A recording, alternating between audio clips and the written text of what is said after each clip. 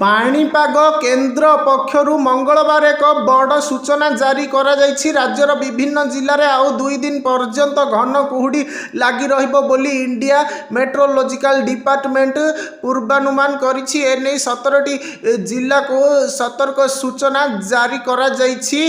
भद्रक, केन्द्रापड़ा, जाजपुर, जगतसिंहपुर, कटक, बालेश्वर, नयागढ़, गंजाम, गजपति, पुरी, खोर्धा, कलाहांडी, कोरापुट, कंधमाल, रायगड़ा, अनुगुल और ढेंकानाल जिले में आगामी 2 दिन धरी घन कुहुड़ी परिस्थिति जारी रही पारे बोली सूचना मिली। पाणीपाग विभाग लोकमानंकु विशेषकर सकाळ और राति समय सतर्कतार सह यातायात करने को परामर्श देइछि। घन कुहुड़ी कारण दृश्यमानता कमी जाई पारे, जहाँ दुर्घटनार आशंका बढ़ाई पारे। सूचना योग्य जे मंगलवार सकाळे मध्य राज्यर बहु स्थान में घन कुहुड़ी पड़िथिला, जार प्रभाव में यातायात व्यवस्था किछि समय पाई प्रभावित होइथिला। परिस्थिति को दृष्टि रखी प्रशासन सचेतन रहिछि।